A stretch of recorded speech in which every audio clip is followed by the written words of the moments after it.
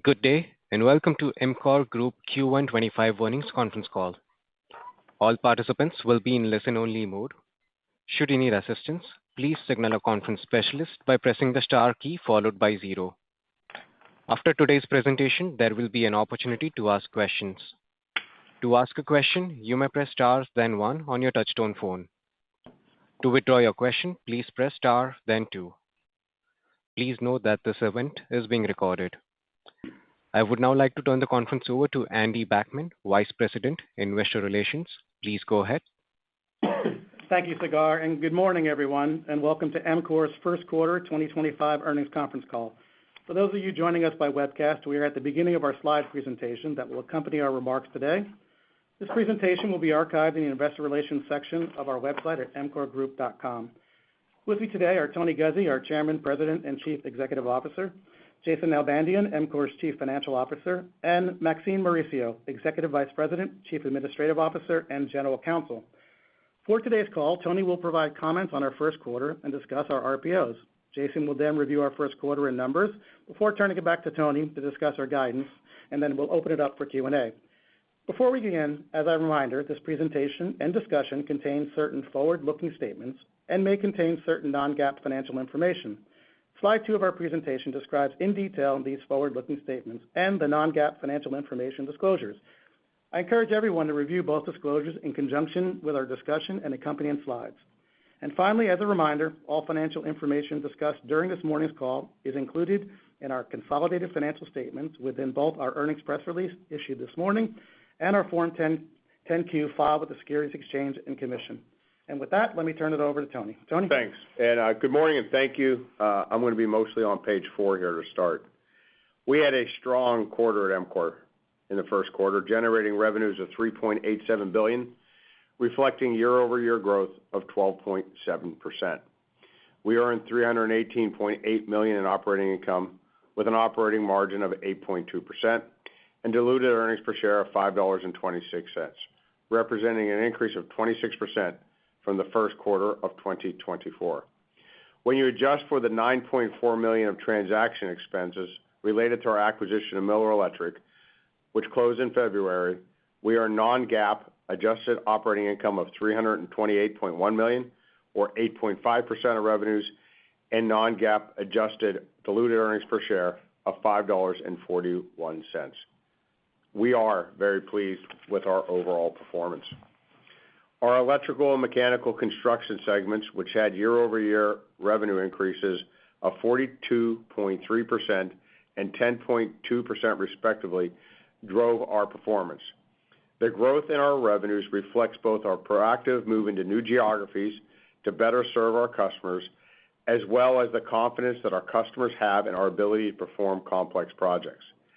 Driving this growth was increased activity within the network and communications, which is data centers, healthcare, water, and wastewater market sectors. The results of our electrical construction segment also included $183 million in revenues from Miller Electric. The integration of Miller is on track, and that is a credit to both the EMCOR and Miller teams.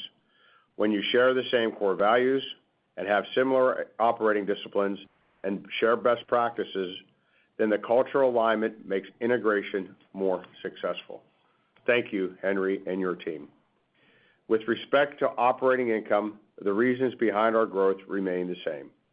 We continue to have excellent execution in our electrical and mechanical construction segments, with 12.5% and 11.9% operating margins, respectively. To achieve these margins, our teams continue to leverage our prefabrication and virtual design and construction, or VDC, capabilities, coupled with excellence in labor planning and management, large project coordination and execution, as well as a laser focus on contract terms. Every quarter, we become better at sharing best practices across our company and ingraining them into our standard operating practices and procedures. This constant learning makes us more resilient as leaders and as a company. The results of our U.S. Building Services segment reflect strong performance in our mechanical services division, which was offset by the headwinds that we previously referenced in our site-based services business.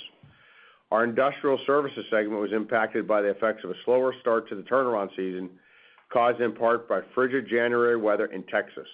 In addition, we had an increase in our allowance for credit losses, impacted this segment's operating income and operating margin by $4 million or 110 basis points respectively.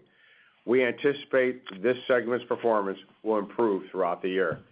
And lastly, our UK Building Services segment continues to perform as expected. Now please turn to page 5, and I'll discuss RPOs. We leave the quarter with diverse RPOs, or remaining performance obligations, of $11.8 billion versus $9.2 billion at the end of the first quarter of 2024. Year over year, our RPOs grew 17.1% organically, and with the inclusion of Miller Electric, RPOs increased by 28.1%.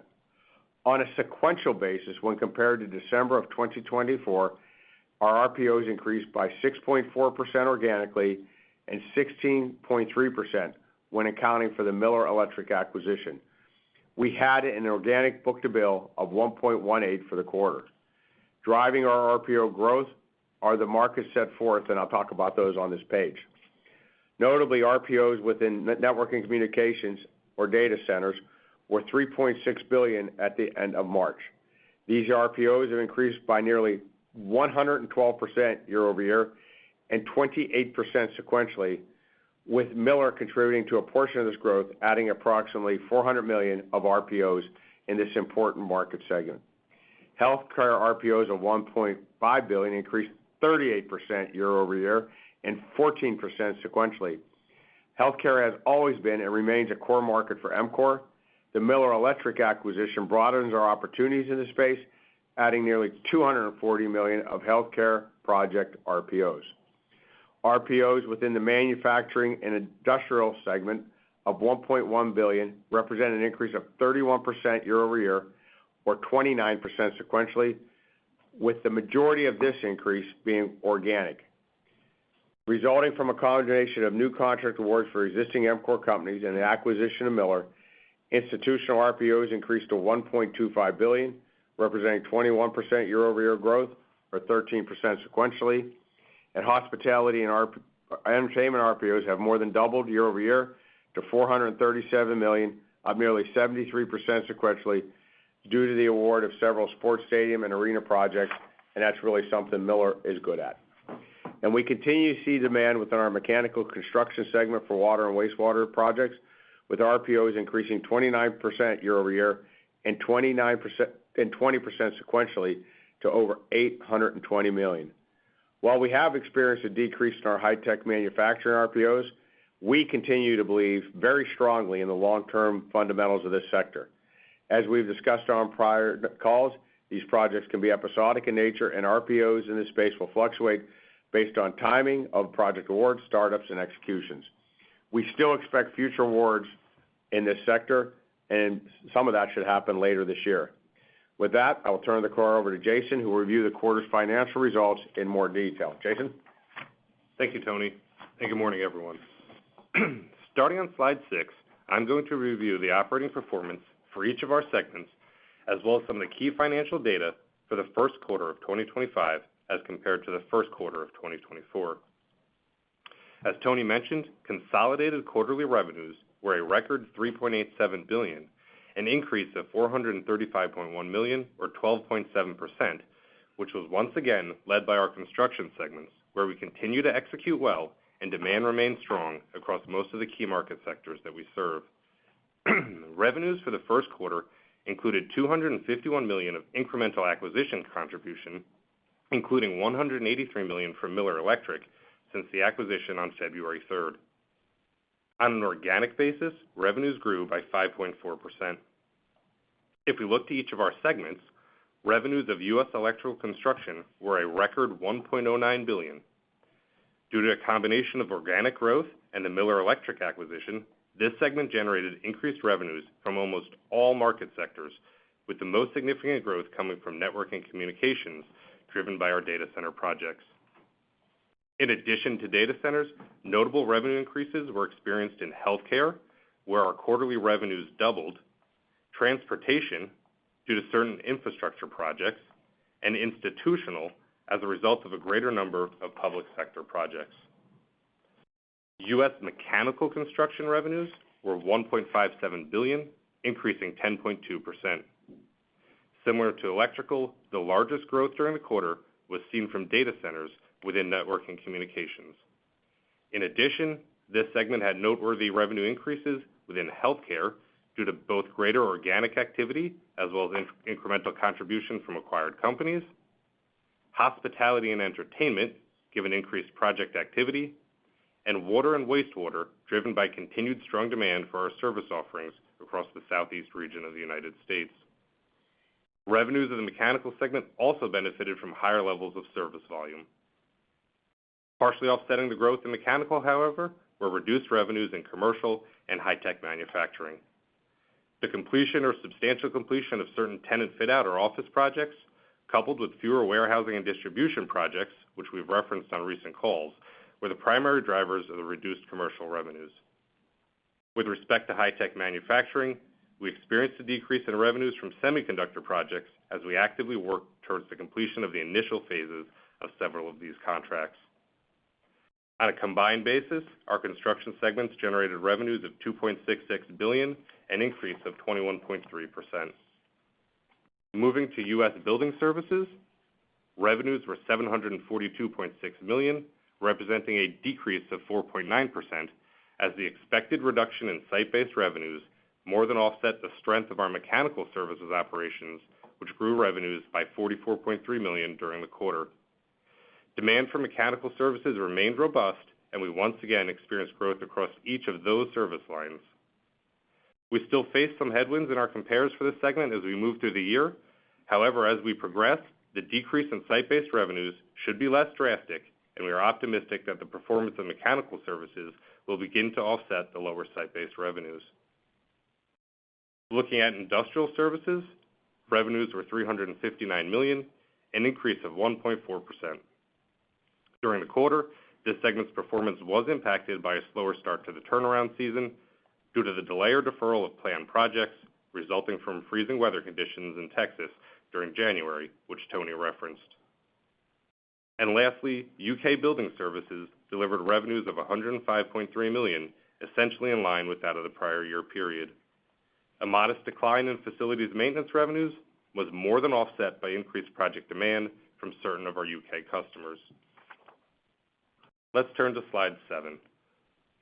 We reported operating income of $318.8 million, or 8.2% of revenues, and our performance established a new first quarter record for both operating income and operating margin.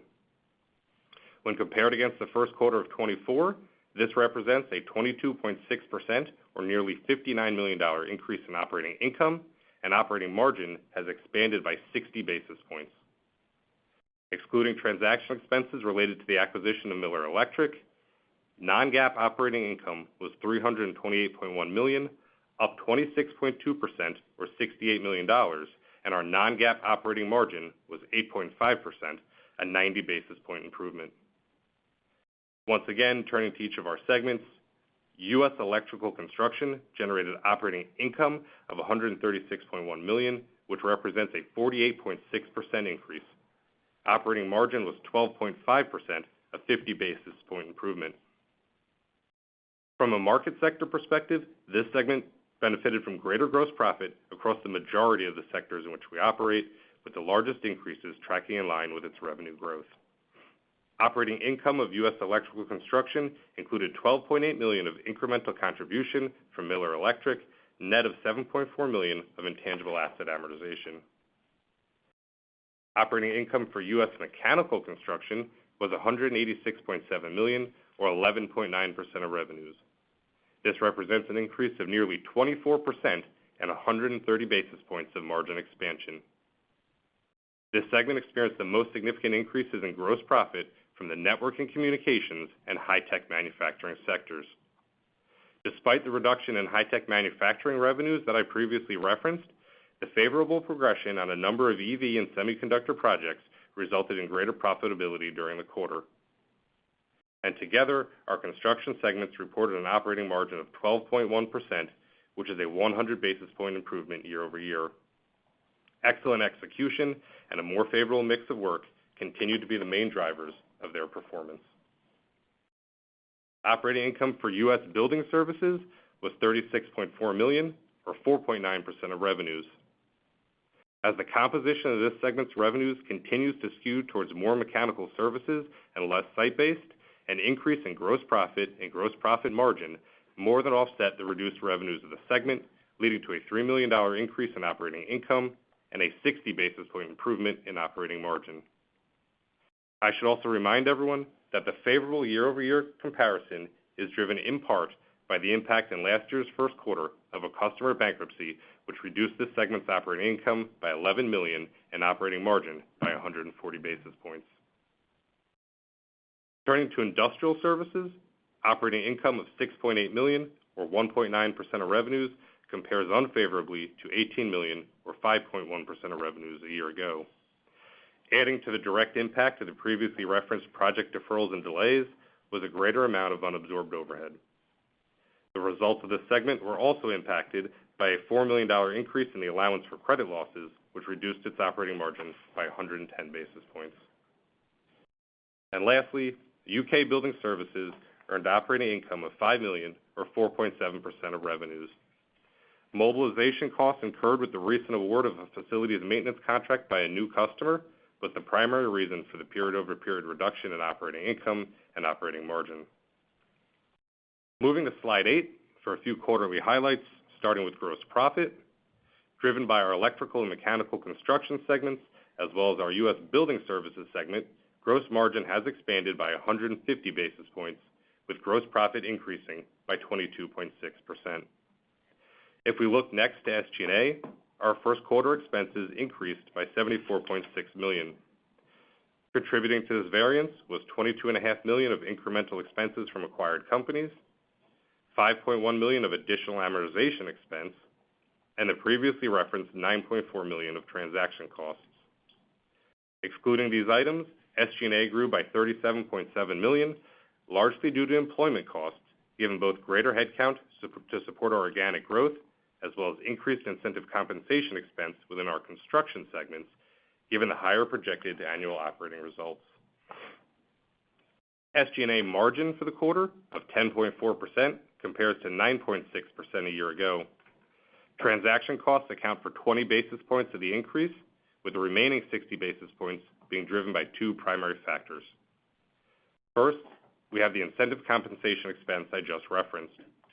With the increase in our gross profit margin, it is typical to see an increase in SG&A margin as the improved profitability results in greater subsidiary incentive compensation, which is a variable cost.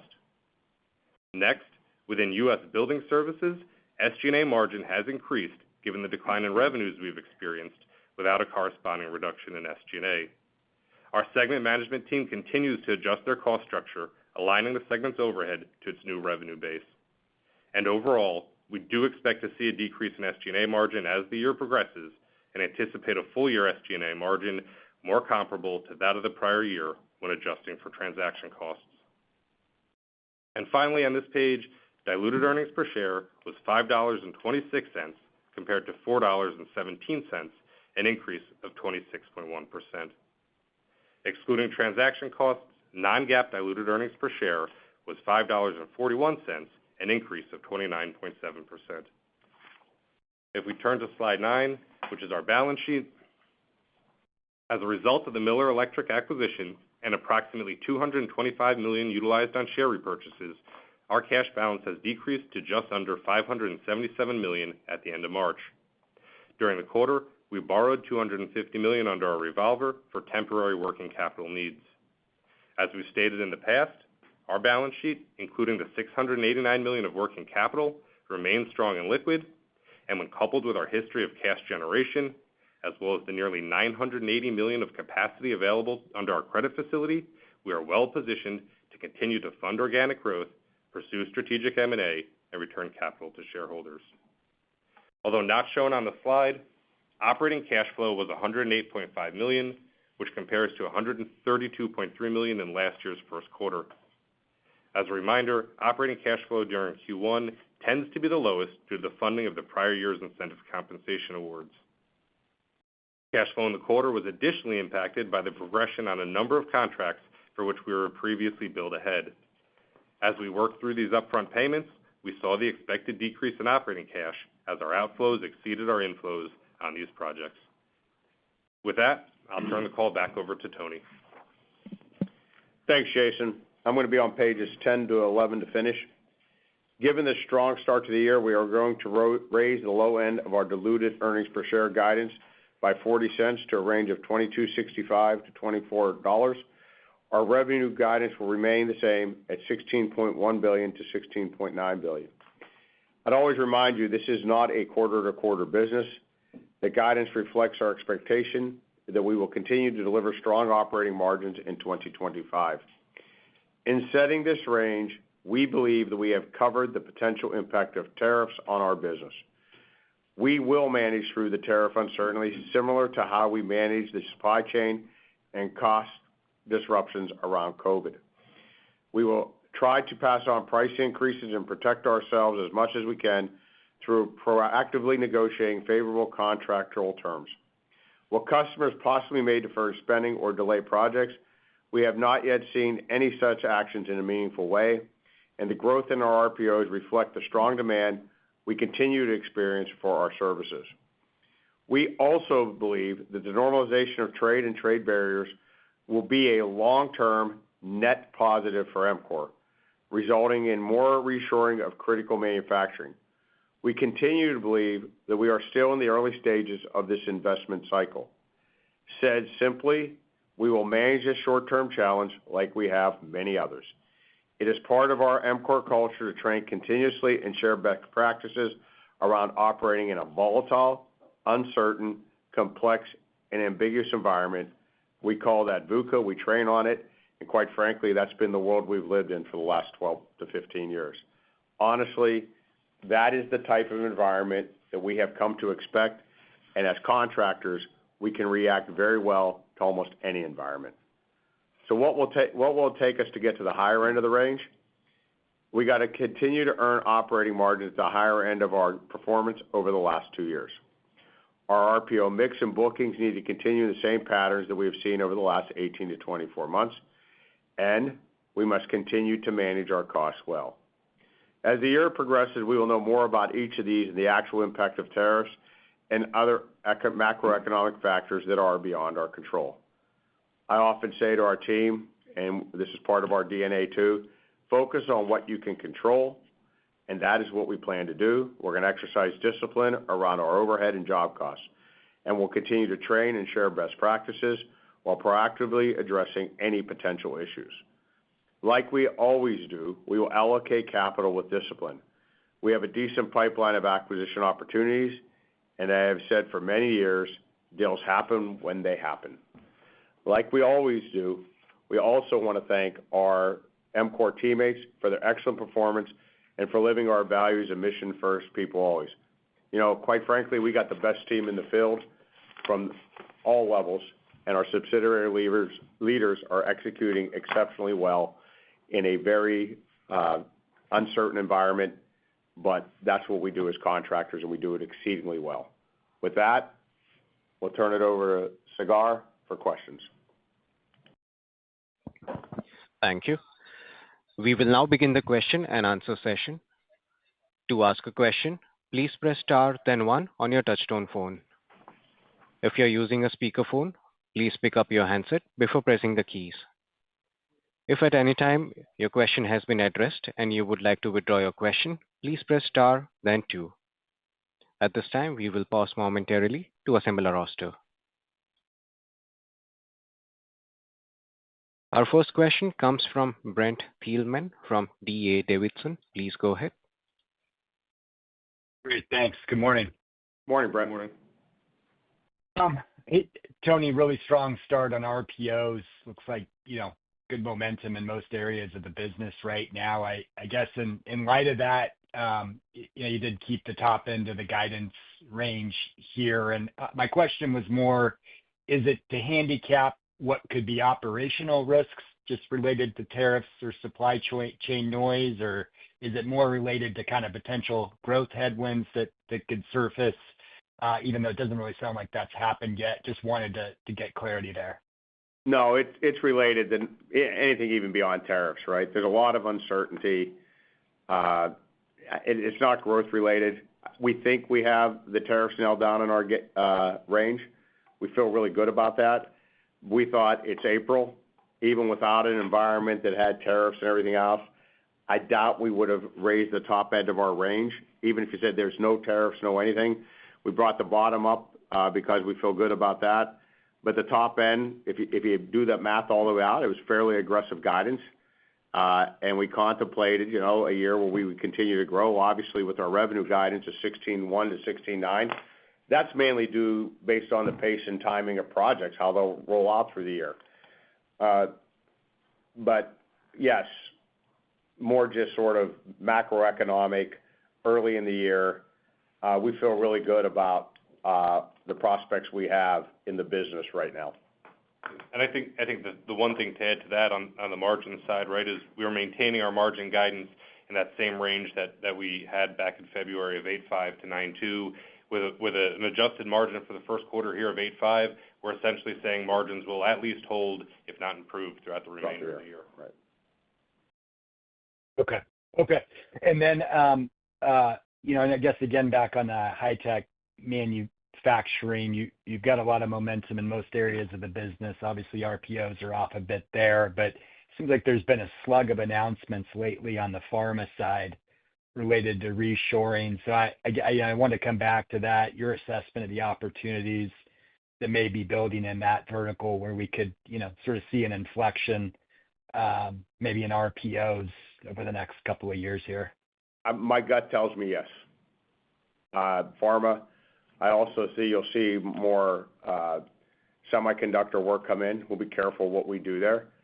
But I think, macroeconomically, it's set up for that, right? I don't think anybody that's listening to this call right now would say, gee, we feel better about what's happening in China and Taiwan today than before Taiwan Semiconductor started building fabs in Arizona. Well, the answer to that would be that's even got more tenuous. So the spending may accelerate over the next 3 to 5 years instead of decelerate.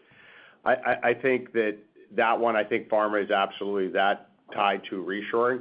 But Brett, I would tell you there's been a bevy of new drugs, especially around the weight loss area, that we're also seeing expansion, and we're positioned very well. A big chunk of that's happened in the Research Triangle Park area. We have great capability there across the trade spectrum, from millwrights through pipe fitters and onward. I think, the other part that's happening is in New Jersey. We have great electrical capability there and mechanical, and then it's happening in the Indiana area where we're well positioned too. And then you get to the biopharm area. It still is Southern California is very strong, and we have great capability there, especially electrically and mechanically. So, and then if you take all of that and you overlay fire protection, we can service the fire life safety nationally. So again, we look at that. If we're sitting here 5 years from now, we're going to have built a lot of high-tech manufacturing plants. We're going to have done it hopefully very well. And our combination of VDC coupled with prefab, coupled with how well our folks share means and method, we expect to be able to deliver exceptional results for our customers in that area. And I think, too, in that space, right, as we await other phases of awards of the semiconductor space, we're still getting work in the other high-tech areas, be it pharma, biotech, life sciences, EV value chain. I mean, just in the quarter alone, we had $200 million in organic net bookings in that high-tech manufacturing space. Got it. One more, maybe more housekeeping. Jason, I was trying to get a sense of whether Miller is accretive or dilutive to the electrical segment margin. Is you fold that in, or maybe it's neutral? Yeah, I think for the quarter, certainly dilutive to the margin, right? And we talked about the largest piece of that being driven by the intangible asset amortization. And so on an annual basis, we had said to consolidated EMCOR, expect 25 to 30 basis points of margin dilution. For the electrical segment, I would say it's probably about 100 to 110 basis points to that segment. But when you remove the amortization expense, they earn strong margins neutral with our electrical segment. Okay. Thanks. I'll pass it on. Thanks, Brent. All right. Sagar, next question, please. Thank you. Our next question comes from Adam Thalhimer from Thompson Davis Company. Please go ahead. Hey, good morning, guys. Great quarter. Morning, Adam. Yeah. Thank you. Tony, I want to start on building services. Can you just give us kind of updated high-level thoughts on where you want to take that segment from here? Well, I think, it's where we've been investing. Our investments dollars have gone into the mechanical service business over a long period of time. Historically, it's been sort of a set 70-30 between site-based and 30 being site-based, 70 being mechanical service. That's going to, by this time next year, probably look like 80-20. So we'll continue to invest in technician-based services. We'll be opportunistic on the site-based team. We have a really good team there. So grow where it makes sense. I mean, what we're not going to do is take, contracts that have very difficult terms and provide little to no margin. And that's what you're really seeing right now on the site-based side. So building services has always been led by mechanical services. Our goal long term is to grow both, but mechanical services will be the emphasis. Okay. And then got it. You bought back a lot of stock in the first quarter despite closing Miller, and also you said some cash outflows related to new project starts. What gave you the confidence to do that, or can you just give some additional color behind that? Yeah, I think it starts, Adam, it begins and ends with execution. We have a long-term history of being best in class as far as cash flow generation. We see no reason to believe that won't continue. We will earn cash flow at least at net income, and we'll probably exceed that a little bit as the year progresses. There's nothing in our profile that says that won't happen in the future. Yeah, you have customer prepayments that are in and out and bumps here and there, but we're smart about how we set up contractual terms. We're smart about how we execute on a job and keep our customers apprised of where we are in the progress of that job. We're best in class at progress billings. And quite frankly, because of the way we have our incentive plan structured, we have a cash focus in this company that's unrelenting. And put all that together, that gives us the confidence to continue to maybe use our balance sheet a little more aggressively. We've always said that when the right opportunity came along, that we would execute that, and it was irrespective of size, that we were very comfortable up to $1 billion and maybe even a little bit over that. And we've proven that with Miller. And we've also been, if you look at the collection of deals we've done in the last 5 years, we are really good at executing the integration of acquisitions. And I would put Miller in the top decile of any acquisition integration that we've ever done. So, we're here to build the business for the long term. We feel good about our cash flow. We feel good about our balance sheet. Jason, you have anything to add? I would just say we did still have very strong operating cash flow this quarter, right? A little bit down from last year, but I think it's important to remember that traditionally, really with the exception of this year and last year, Q1 operating cash flow for us is historically negative. Right. So at $108 million, even compared to the $132 or $33 million last year, still very strong operating cash flow in the quarter. And I think, Adam, cutting through it, right, we obviously feel very good about not only the profitability, but the cash flow characteristics of what we have in RPO right now. Got it. Good color. I'll turn it over. Thanks, guys. Thanks, Adam. Our next question, please. Thank you. The next question comes from Brian Brophy from Stifel. Please go ahead. Thanks. Good morning, everybody. Hey, Brian. They wanted to ask one on data centers. Obviously, continues to be a bright spot here in the near term, but we continue to see, headlines pointing to some more noise. A couple large hyperscalers at this point adjusting some of their data center commitments. Just curious your thoughts on this area. What's the latest you're seeing, and have you seen any change in your long-term customer build plans? Yeah, the change we've seen is actually more areas, more search for power, more build. That's what we've seen. Look, I never read too much into people's data center announcements because some of that is sometimes just sending a signal they're pausing. And some of that has to do with design changes. We've been through this a couple times with different hyperscalers, whether it be on the colo side or, for lack of a better word, the OEM, the owner side, with the people that are actually going to occupy them. We've experienced this multiple times, even on a location where they're going to build 6 buildings. They build 2, then they change the design. What we know is size is increasing, megawatts increasing, our content's increasing, and the demand for our resources increasing. And the number of places people want us to work are increasing.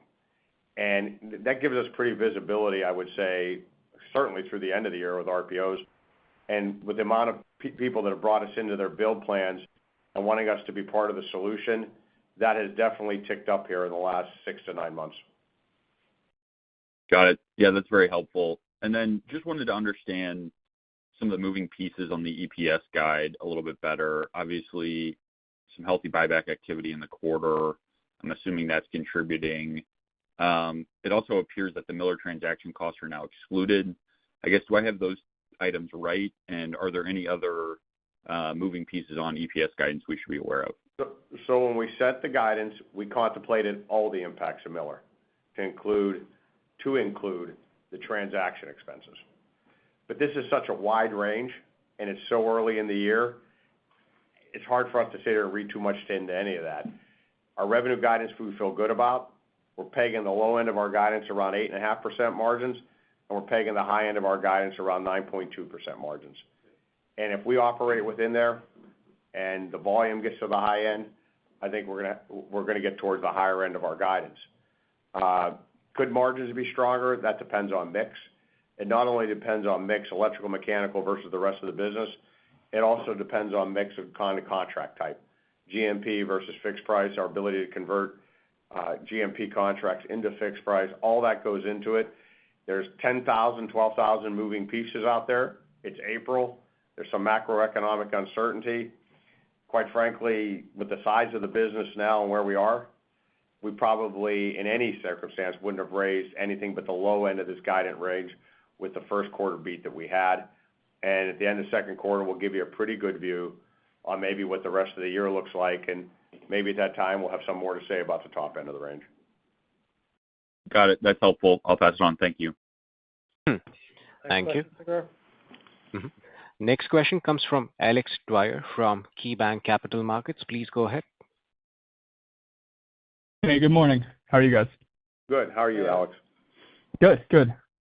So on the network and communications portion of your business, can you remind us how much of that is purely data center and what makes up the balance of that? And I guess, has there been a shift in your data center bid pipeline and asks of your customers between mechanical and electrical as we think about current versus prior years?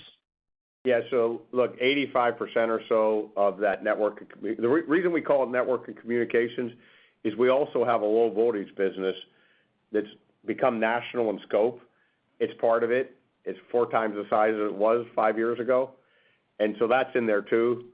But 85% plus of it is just pure data center work, standard electrical work and mechanical work, and fire life safety work on data centers. As far as I'm trying to remember the next question, have we seen a change in the bid prospects? I would say, yeah, the inflection's up because number of sites is up. Look, this is, you've heard me say this before, this is almost like a Game of Thrones looking for power.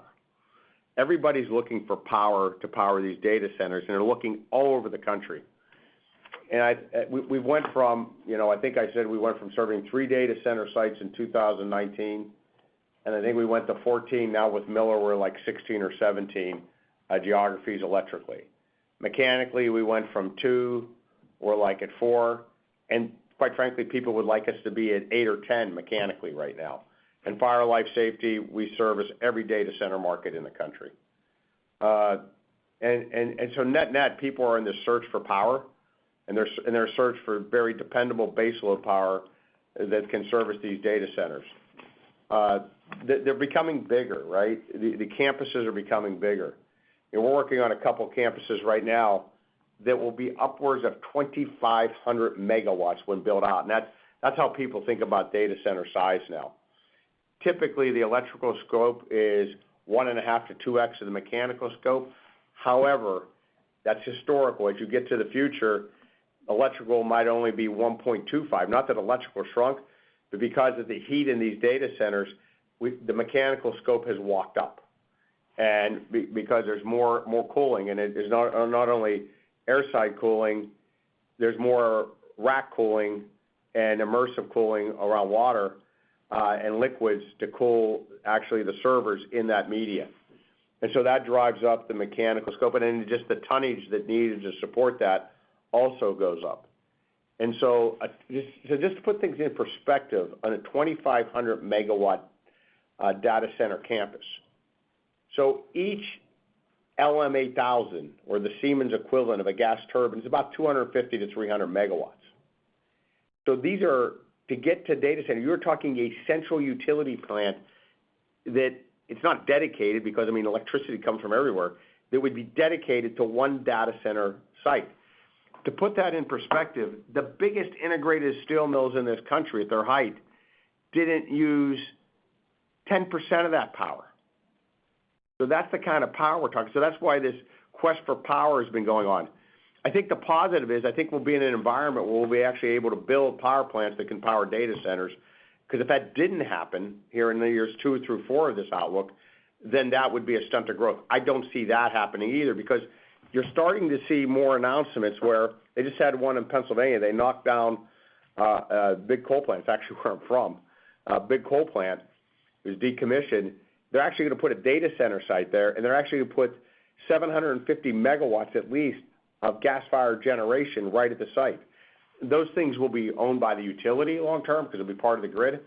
And so you put all that together. Right now, it's hard for us to see how this is slowing down. Again, we are part of our customer build plan. They will move around.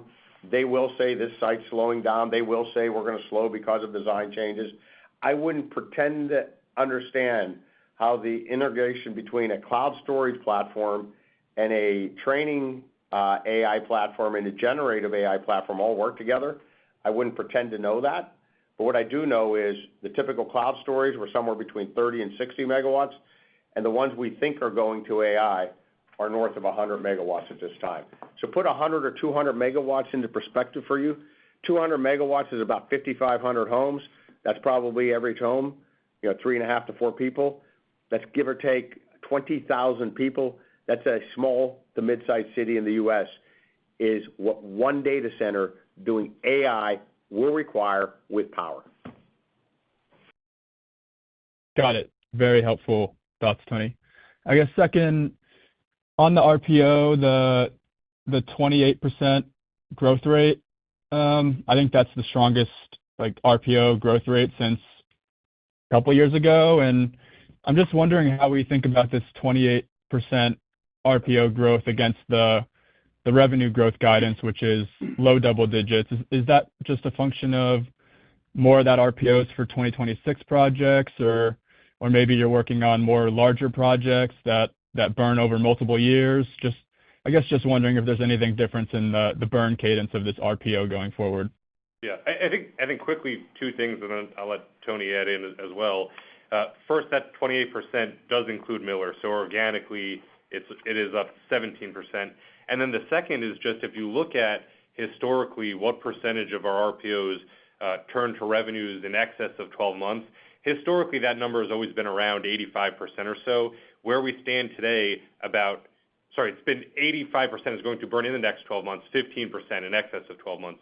If we look today, it's about 80% that's going to burn in the 12 months and 20% going on beyond 12 months. So we do have a little bit more of that RPO that's slated for a longer-term burn, and that's just some of the water and wastewater work we're doing in mechanical, some of the food process work we're doing in mechanical, and just some of the jobs that we acquired through Miller. Yeah, and the thing I'd add, it's important to also know our revenue growth rate is tempered by what you see in building services and industrial services, right? So some of that growth rate matches up with what's going on in the electrical mechanical segment, which is where those RPOs are directed towards, and the mechanical services business, which if you looked at the first quarter, right, we grew in our construction businesses total 21.3%. Give or take half of that was organic. The balance was really Miller. There's a couple other small things going on there. Building services actually contracted. That was all driven by site-based. Our mechanical services business was up high single digits, right? And then the industrial services business was flattish in the quarter. And that was really geared towards the start of the slower start to the year. And the UK was also flattish. So, you got a part of the business that's not growing at the rate the construction businesses are. The RPOs are pointed toward the construction mechanical service business. Those growth rates more line up with what you'd expect to see there. Thank you. I'll turn it over there. All right, next question. Thank you. Our last question comes from Adam at Goldman Sachs. Please go ahead. Hi, good morning. Tony, you alluded to the data center business expanding into many more markets, both electrically and mechanically over the last several years. When you think about the growth for that business off the current run rate, is the next leg of growth coming from existing markets or new markets? And just if it's new, is that an organic expansion or via M&A? Almost all of our growth in data centers up to this point, through the first quarter of this year, has been organic. Or acquisitions done 4 or 5 years ago, and they weren't really in the data center market in a significant way. If you look at Miller, they contributed, I think, Jason, $400 million in network and communications. Is that about right? On the RPO side? On the RPO side. Yes. So, they're part of the growth going forward. In fact, I think both the Miller team and the EMCOR team are excited about the markets we can expand with, because some of the capabilities they had, some of the enhanced capabilities we bring, and the two of us together can even do more with the resources. But I'd say also that you asked about the split between new locations and existing locations. I'd say it's fairly balanced if you look over a year. That fluctuates quarter to quarter. But if you look over a year and you say, over the past year, where has the growth come? I'd say it's 50-50, give or take. Current campuses, current location. When we say location, we mean like a city or a metropolitan area that's like a 50, 40, 30, 40-mile radius. That doesn't mean the sites are all the same. We're talking geographic locations, radiuses, places where they're going to have, like Pryor, Oklahoma, they built there before, but now it's building again. Understood. And then on margins, you folks cited a mixed tailwind this quarter and in prior quarters. Which types of projects are driving the mixed tailwind, and how do margins on the average data center project specifically compare to portfolio averages? I think in general, when we say mixed tailwinds, we mean mixed tailwinds more towards our construction businesses right now. I think, any projects, have a range of outcomes on margins. Clearly the larger, more sophisticated ones, if we get it right, where our customers are very demanding and we've been part of the design assist, if all that works out, we can do a little bit better. That's mainly based on our execution more than anything. I think, mid-sized projects can also have those characteristics, and small projects have very steady margins by and large and mix up. The reality of all that project mix right now, in general, to include the mechanical services business, which is more small project focused, sort of $5 million and less, I think the reality of all of it, we are operating over the last 3 years at the high end of what we have done over a 10-year period.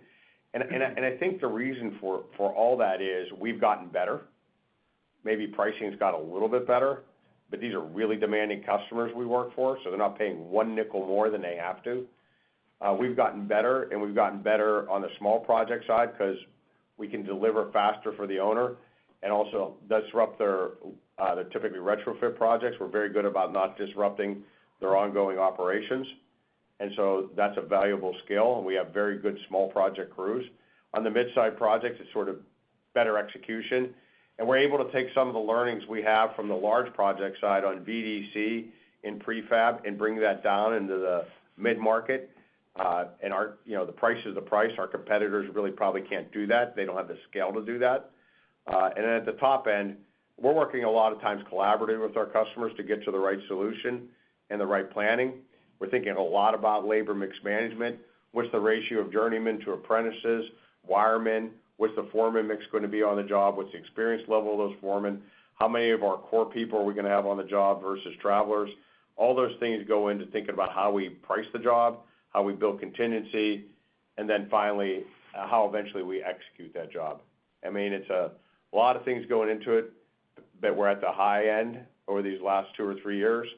And quite frankly, based on our guidance, we see no reason that that's not going to continue. Then one last one on margins for me. I know you advise on not thinking about the business on a quarter-to-quarter basis, but typically you folks do see. Go ahead. And typically you do see a step up 2Q versus 1Q in margins. Any puts and takes around that normal cadence that we see? Yeah, in all seriousness, Adam, we don't think about the business that way. We can't. We have 12,000 projects, give or take, 10 to 12,000 projects. They start, they close. We have contingency being released after we get more certainty on completion of the job and completion of our labor estimates. And so there's too many moving parts. I think what we say is if you look over we would say now, Jason, 12 to 24-month period. Yeah, 3 to 5 quarters, yeah, give or take. You'll get a pretty accurate view of how the business is actually performance, and that band of margin expectation is what could actually happen in any quarter. It could be on the upside of that. It could be in the middle of that, maybe on the lower end of it, and none of that really has to do with the underlying fundamentals of business. That's why we encourage you to look over sort of 3 to 5 quarters to get a real view on what's happening with our margins. Great. Thanks so much. Thanks, Adam. Thank you. This concludes our question and answer session. I would now like to turn the conference back over to our CEO, Tony Guzzi, for closing remarks. Yeah, look, I often think about what's the simple message on the quarter. And I think it's important to summarize because there's a lot of macroeconomic noise out there. And so how we think about it is, we're not going to sit here and make a lot of excuses. We're going to operate in the environment that we feel that we're in, and we're going to make contingency plans. We're going to share best practices. We're going to do everything we can to drive the productivity up on our labor because that's something we can control. We believe, sitting here today, that we have the impact of the tariffs in our guidance. We thought carefully about that. That's why we have a range. That may be why we didn't take the lower end up as much as some of you would have liked us to.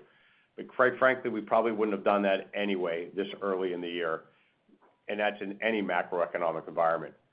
And when we talk about the uncertain macroeconomic environment, I would just caution you, I haven't worked in a certain macroeconomic environment in almost my 15 years here as CEO. There's been a lot of puts and takes and ups and downs, and you take these steel and aluminum tariffs.